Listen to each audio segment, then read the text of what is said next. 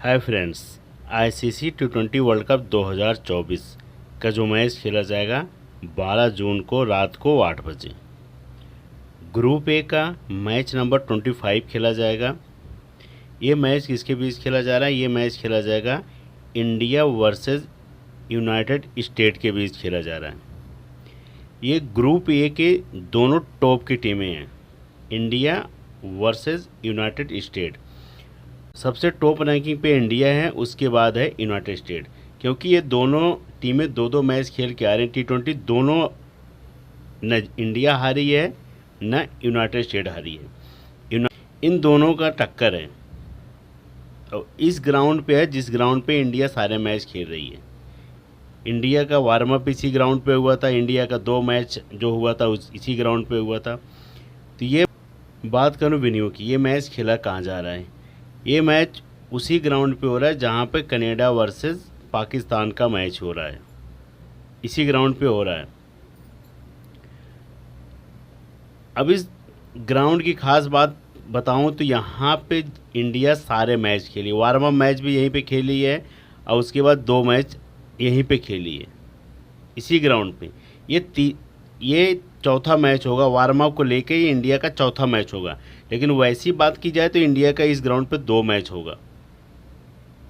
तो इंडिया को इस ग्राउंड पे अच्छा खासा बैटिंग बॉलिंग पता है। लेकिन इस ग्राउंड पे चाहे आप 20 मैच खेलो, इंडिया यहाँ पे 20 मैच खेल ले, तभी भी नहीं समझ में आएगा कि बॉल कितनी स्लो आ रही है, कितनी रुक के आ रही है, यहाँ पे कितना स्कोर बन पाएगा कितना नहीं। ये यहाँ पे 2 आंकड़े हैं, बॉल फर्स्ट वाला भी मैच जीत रहा है और यहाँ पे बैट फर्स्ट वाला भी जीत रहा है, जो 130-135 रन बना रहा है। अगर 130-135 रन बना दिए बैटिंग करके तो समझ लेना आप जीत जाओगे। अगर आप 80-90 में ऑल आउट हो रहे हो तब समझ लेना फिर वो बॉल फर्स्ट वाले जीत जाएंगे। तो यहाँ पे बहुत सारे आंकड़े जो है ना डराने वाले आंकड़े हैं। यहाँ कुछ भी हो सकता है। इस ग्राउंड की बात करूँ, ये Nassau county international stadium New York में मैच खेला जा रहा है। न्यूयॉर्क की जो पिच है बड़ी स्लोवर है और बहुत ऊंच नीचे, मैंने पहले बोला था स्लोवर पिच है और नम पिच है। ऐसी पिचों पे कुछ नहीं पता चलता है बॉल कितनी स्लो आएगी, कितनी ऊपर आएगी, कभी सपाट आएगी, कभी उछल के आएगी। तो ऐसी पिचों में आपको ना पता ही नहीं चलेगा कि बॉल कब बाउंस आएगी, कब नीचे आ जाएगी। तो इस ऐसे ग्राउंड पे आपको बहुत बचा के खेलना पड़ेगा। अब आपके पास इतना टाइम होता नहीं है, ओडीआई और टेस्ट मैच नहीं है कि आपके पास 10 ओवर निकालने का मौका है। यहाँ पे आपको 20 ओवर के अंदर रन भी देना है और इसमें चौके छक्के भी लगाने हैं। तो बहुत सारी टर्म कंडीशन होती है। लेकिन इस ग्राउंड पे इंडिया को अच्छी तरह पता है। अगर इंडिया ऐसी गलती करेगा तो अलग चीज़ है। यूनाइटेड स्टेट भी 2 मैच खेल के आ रही है और दोनों जीती है। अब इस ग्राउंड की बात करूँ तो पिच रिपोर्ट की, यहाँ पे टोटल 7 मैच खेले गए हैं। अभी पाकिस्तान और कनाडा का मैच इस ग्राउंड पे चल रहा है।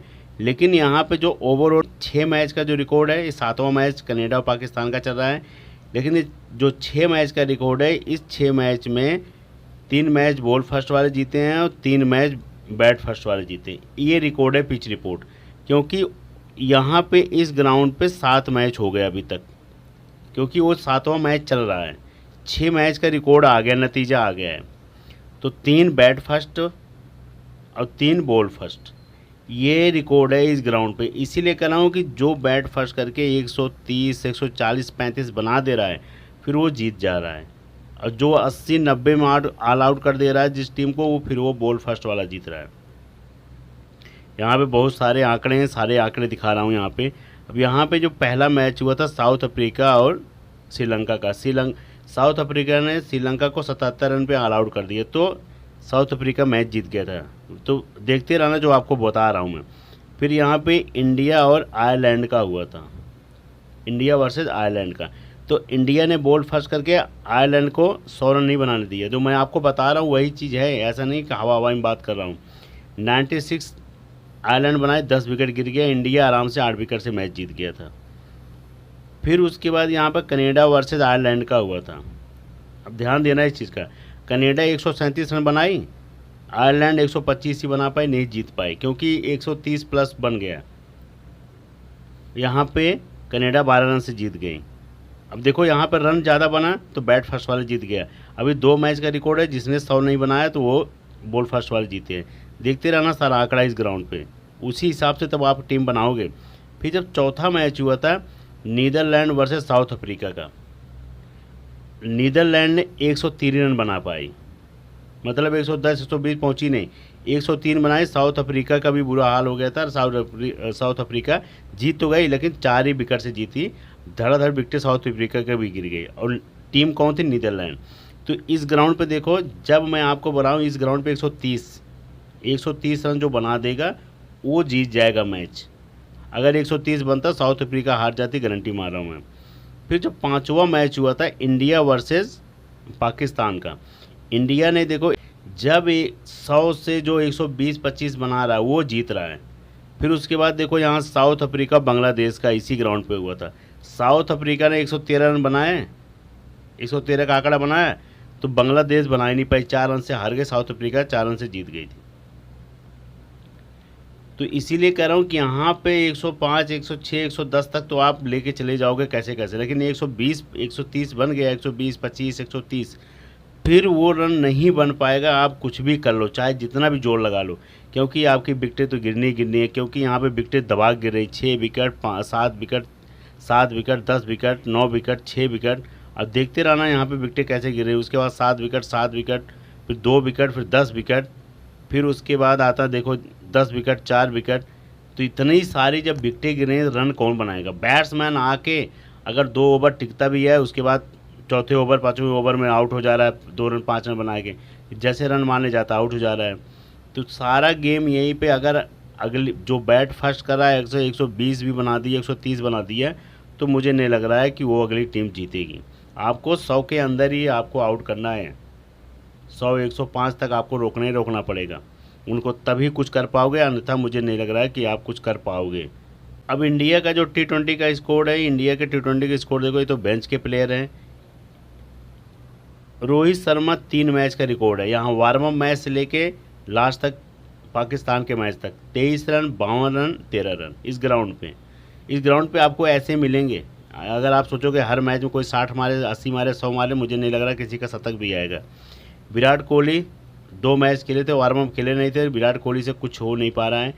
4 रन, 1 रन, ये रिकॉर्ड है। मैंने पहले बोला हूँ कि यहाँ पे अगर कोई सोचेगा मैं पेस आएगी तो उस अकॉर्डिंग खेलूंगा, तो मुझे नहीं लग रहा है चल सकता है।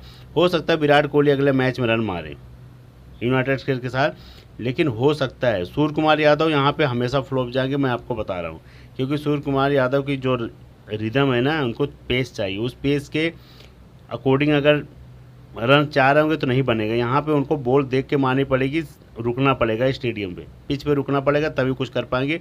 2 मैच का रिकॉर्ड है आपके सामने, 2 रन, 7 रन। ऋषभ पंत का रिकॉर्ड बेहतरीन है और बेहतरीन रहेगा।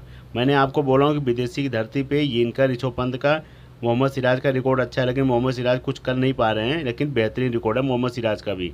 Rishabh Pant 36 run, 42 run. शिवम दुबे का रिकॉर्ड देखो 0-3। जब Shivam Dube warm up match खेले थे 2 विकेट ले गए थे, 14 रन भी बनाए थे। उसके बाद जब से पारी खेल रहे हैं तब से इनसे भी कुछ हो नहीं रहा है। वहीं जडेजा की बात करो, जडेजा भी कुछ नहीं कर पा रहे, 0-0-0, कोई विकेट नहीं, न कोई रन। अक्षय पटेल उनसे बढ़िया, उनको आगे प्रमोट किया जा रहा है। अक्षय पटेल को 1 विकेट, 20 रन, 1 विकेट, विकेटें भी ले जा रहे हैं, और मौका मिला था उनको प्रमोट किया गया था, 20 रन भी बनाए थे पाकिस्तान के अगेंस्ट। हार्दिक पांड्या ज़बरदस्त फॉर्म में चल रहे हैं, 40 रन, 1 विकेट, उसके बाद 3 विकेट, 2 विकेट। इस ग्राउंड पे हार्दिक पांड्या ज़बरदस्त फॉर्म में चल रहे हैं। बैटिंग से भी आपको पॉइंट देंगे और रन से भी आपको, विकेट तो इनके नाम 2 से 3 है ही इस ग्राउंड पे। जसप्रीत बुमराह सबसे टॉप की पिक है, 2 विकेट, 3 विकेट। इस ग्राउंड के हीरो हैं जसप्रीत बुमराह। मोहम्मद सिराज कुछ नहीं कर पा रहे हैं, 1 विकेट, और उसके बाद पाकिस्तान के साथ जब मैच हुआ था इनको विकेट नहीं मिली थी। अर्शदीप सिंह का रिकॉर्ड देखो, 2 विकेट, 1 विकेट, 9 रन भी बनाए थे। तो इस ग्राउंड के हीरो जसप्रीत बुमराह हैं, हार्दिक पांड्या हैं। सबसे ज़्यादा कैप्टन की पिक यही रहेंगे, क्योंकि हार्दिक पांड्या और जसप्रीत बुमराह यहाँ इस ग्राउंड के हीरो हैं, तो हीरो रहेंगे। एक टीम में आपको इनको लेके चलना ही पड़ेगा, कैप्टन वाइस कैप्टन आप कुछ नहीं कर सकते हो। हार्दिक पांड्या को कैप्टन कर सकते हो, वाइस कैप्टन बुमराह कर सकते हो, क्योंकि हार्दिक पांड्या के पास चांस होता है रन बनाने का। तो अगर 15 रन बना भी दिए हार्दिक पांड्या, तो मान के चलना 15 रन बना दिए, 3 विकेट ले गए, अब बुमराह भी 3 विकेट ले गए, तो आपके कैप्टन हार्दिक पांड्या निकल जाएंगे, क्योंकि वो 15 रन आपको भारी पड़ जाएगा। अगर हो सकता है 3 विकेट ले जाए बुमराह, उसके बाद एक आध मेडन डाल दें, तब जाके कैप्टन की दावेदार हो जाएंगे बुमराह, तब हार्दिक पांड्या से ज़्यादा। तो ये चीज़ है इंडिया का, मैंने आपको साफ सेफ बता दिया। इंडिया को सबको पता है किसको रखना है किसको नहीं रखना है, इंडिया के प्लेयर के बारे में। आपकी जो बात फंसेगी वो आएगी यूनाइटेड स्टेट अमेरिका की टीम के साथ, आपको किसको रखना है किसको नहीं रखना है। आप अगर 3 टीम बना रहे हो तो आपको इंडिया के प्लेयर नहीं रोटेट करने पड़ेंगे, आपको अमेरिका के प्लेयर ही रोटेट करने पड़ेंगे, ये चीज़ ध्यान देना। अब अमेरिका का जो मैच हुआ था यूनाइटेड स्टेट अमेरिका का पाकिस्तान के अगेंस्ट हुआ था, वो ग्राउंड अलग था, इस ग्राउंड पे नहीं हुआ था। ये मैच हुआ था पाकिस्तान और यूएसए का, जब मैच हुआ था अमेरिका का यूनाइटेड स्टेट का। पाकिस्तान ने 159 रन बनाई थी बैट फर्स्ट करके, 7 विकेट गिरा था पाकिस्तान का। यूएसए ने भी 159 रन बना दी थी, 3 ही विकेट गिरा था यूएसए का। सुपर ओवर में यूएसए जीत गई थी मैच। यहाँ पे पाकिस्तान हार गया था, बहुत किरकिरी हुई थी पाकिस्तान की। उसके बाद दूसरा मैच था इंडिया के साथ ही, तो इंडिया इतनी आसानी से जीतने नहीं देगी। उस मैच के हीरो कौन थे? सबसे बेस्ट चीज़ वही है, उस मैच में सबसे बढ़िया कौन कहती, ये जो अली खान है, अली खान जो है पाकिस्तान के ही प्लेयर है, राइट आर्म फास्ट मीडियम में 1 विकेट ले गए थे। ये पाकिस्तान के ही प्लेयर हैं, लेकिन ये यूएसए के अगेंस्ट खेलते हैं। जसदीप सिंह की बात करूँ, राइट आर्म फास्ट मीडियम में 1 विकेट ले गए थे, ये भी जसदीप सिंह भी। और उसके बाद आते हैं टीम के जो कैप्टन हैं और प्लस विकेट कीपिंग में आते हैं मुनाक पटेल। 50 रन की पारी खेले थे पाकिस्तान के अगेंस्ट, बढ़िया पारी खेले थे। फिर उसके बाद आते हैं एंड्रूज घोष, 35 रन की पारी खेले थे। आपको ये भी बेहतरीन बैट्समैन है। जब ये इनके मुनाक पटेल अगर नहीं चलेंगे तब इनका चलना 100% होता है। कभी कभी दोनों चल जाते हैं, ऐसा नहीं है, कभी कभी मुनाक पटेल और एंड्रू घोष दोनों चल जाते हैं। उसके बाद आते हैं इनका एरन जोन्स, 36 रन की पारी खेले थे। जितने प्लेयर हैं ना ये सब बहुत बेहतरीन खेले थे। फिर उसके बाद ये जो सबसे बेस्ट प्लेयर थे सौरभ नेत्रवरकर, इस सबसे बेस्ट प्लेयर थे। इन्होंने शुरुआत में विकेटें ले गई थी पाकिस्तान के, 2 विकेट ले गए थे, पाकिस्तान की कमर यही तोड़ी थी। उसके बाद जो लेफ्ट आर्म स्पिनर हैं, स्पिनर को अच्छा खासा मदद मिला था उस ग्राउंड पे, नोस्टूट केंजिके लेफ्ट आर्म स्पिनर है, 3 विकेट ले गए थे।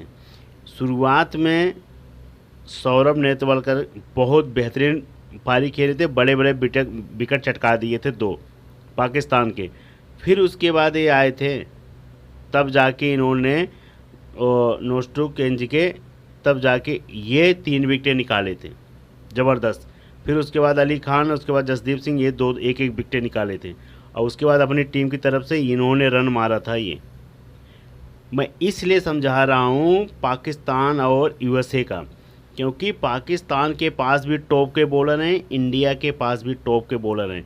अगर आपके पाकिस्तान के बॉलर के खिलाफ अगेंस्ट चल रहे हैं तो समझ लेना इंडिया के अगेंस्ट भी के बॉलर के उसमें चलेंगे, क्योंकि पाकिस्तान के भी टॉप के बॉलर हैं, शाहीन शाह अफरीदी, हारिस रऊफ़, और उसके बाद नसीम शाह, मोहम्मद आमिर, सद्दाब खान, बड़े बड़े प्लेयर हैं। उनके अगेंस्ट अगर रन बना दिए ना, मुनाक पटेल 50 रन की पारी खेल दिए।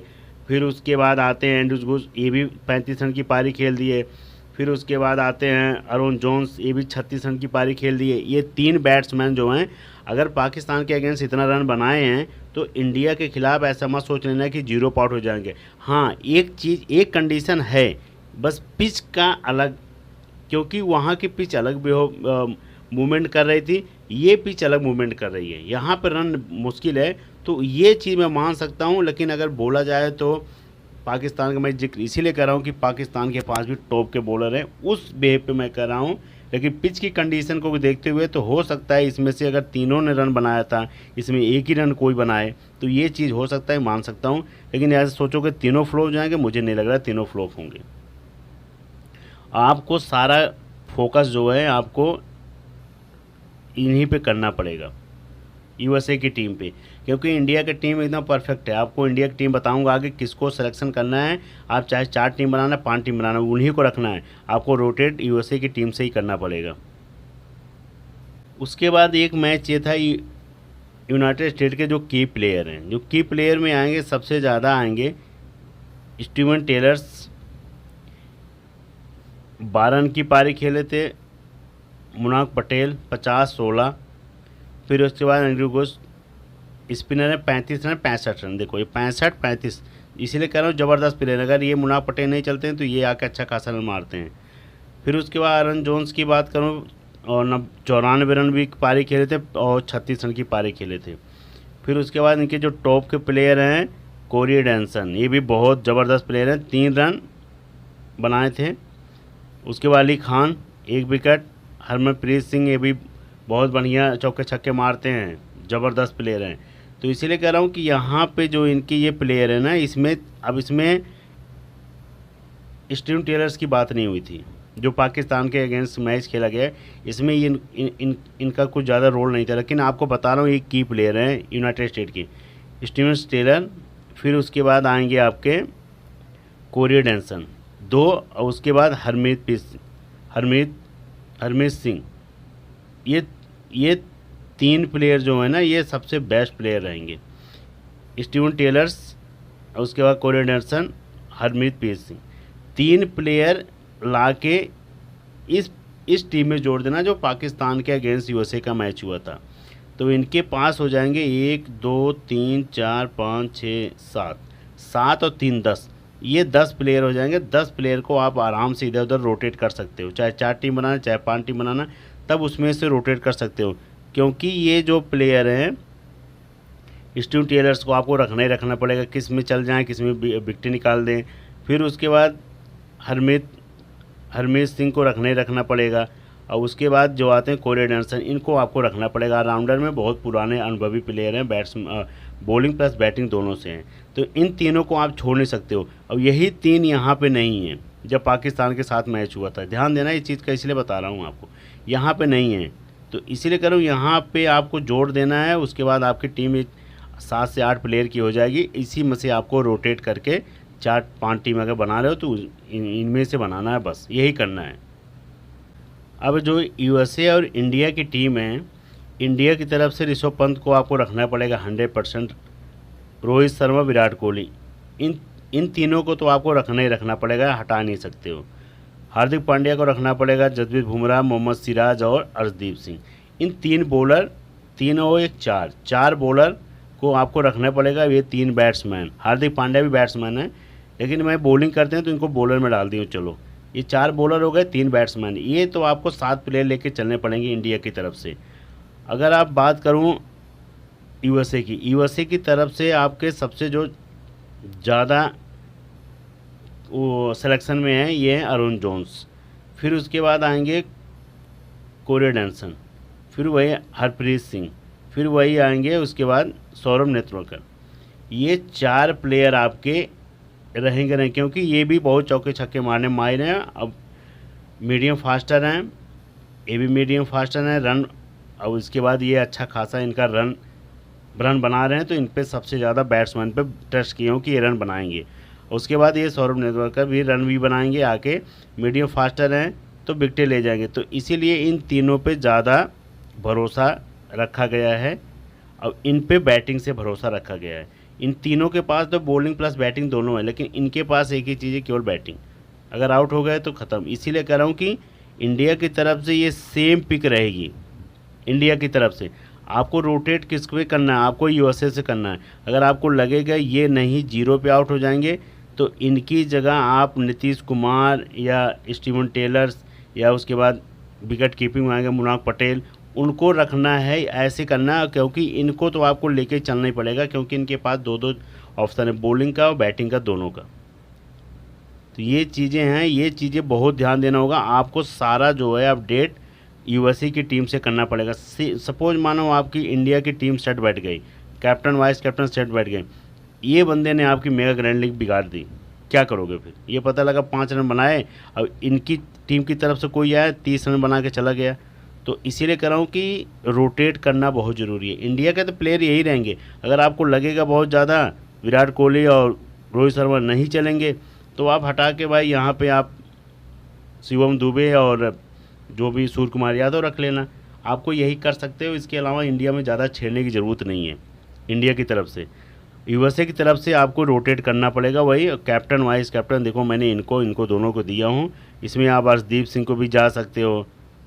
अगर आपको लगेगा विराट कोहली बहुत 50 रन मार सकते हैं, तो विराट कोहली और हार्दिक पांड्या पे जा सकते हो कैप्टन वाइस कैप्टन, आंख बंद करके। लेकिन सबसे ज़्यादा इस पिच पे मैंने हार्दिक पांड्या, विराट कोहली, अर्शदीप सिंह, मोहम्मद सिराज पे भी फोकस कर लेना। अभी तक इनको इस ग्राउंड पे विकेट नहीं मिला। इस पता लगा इन्हीं को शिकार बनाने के चले गए, मारने के चक्कर में यूएसए वाले सारी विकेटें ये निकाल ले। तो इसलिए कह रहा हूँ कि ऐसे प्लेयर जो हैं ये आपके गेम चेंजर प्लेयर हैं मेगा ग्रैंड लीग की। क्योंकि अर्शदीप सिंह, बुमराह और पांड्या का पे सब नज़र रखेंगे, लेकिन सिराज पे फोकस कम रहेगा। तो ये आपके मेगा ग्रैंड लीग की पिक बन सकते हैं, गेम चेंजर भी बन सकते हैं। इसलिए थोड़ा सा ऐसे प्लेयर पर नज़र रखना। और जो भी होगा आपको टॉस टाइम पे टेलीग्राम पर टीम मिलेगी। All the best, good luck.